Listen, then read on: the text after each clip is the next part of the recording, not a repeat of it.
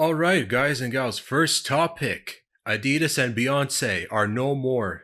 Their partnership has officially ended. Now, here's the thing.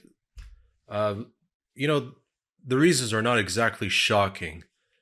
The sales have been less than expected results, I should say. The Ivy Park line apparel has fallen below sales expectations. Now, let me make sure you all know the Ivy Park clothing brand, founded by Beyonce, did start in 2016, and then 3 years later, she partnered with Adidas as well. So that's actually pretty cool. Uh, but it seemed like it came to an end quickly. I think so what happened is that the merchandising in 2021 was at $93 million, and then it fell below to $40 million. So that's below the $250 million sales projections.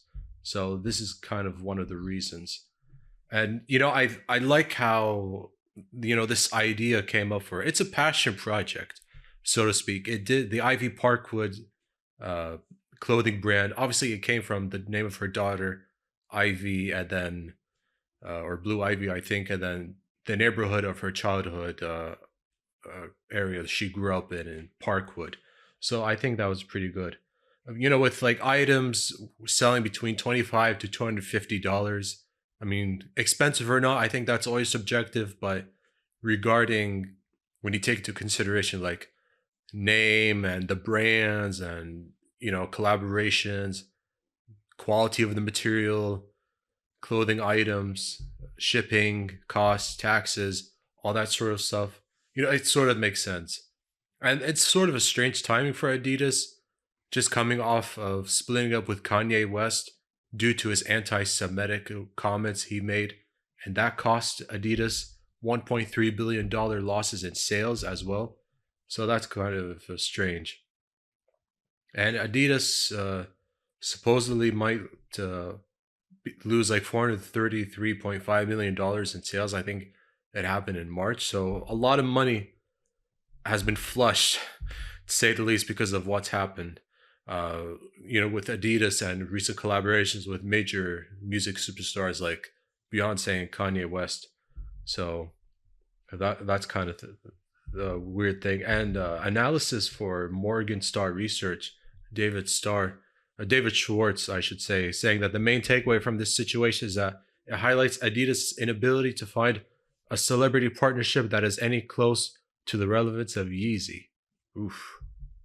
It's almost as if this guy is saying that a partnership as big as Kanye West is hard to find. I mean, this is Beyonce, like one of the biggest R&B pop superstars of all time. Like, come on. I mean, some say that she's more favorable and maybe more successful, but that's, I guess, subjective as well. But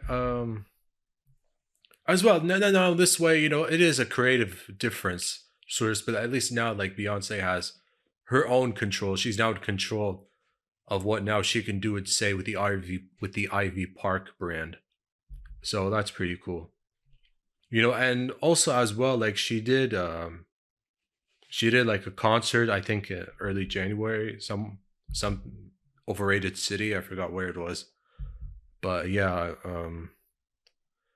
and like sales of the brand tumbled down to 50% like in 2022. So at least they'll recover. I mean, she does have other partners in terms of fashion with like couture collection design. So like a French brand like Balmain, so and part of it has inspired her 2022 album that released in the summer, Renaissance, which has really topped the charts. And I think she got awards in it just a month or two ago in the Grammys. So that's pretty cool. That's pretty successful.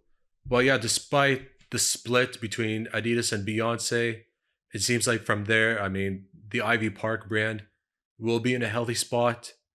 It'll likely be in a good position financially.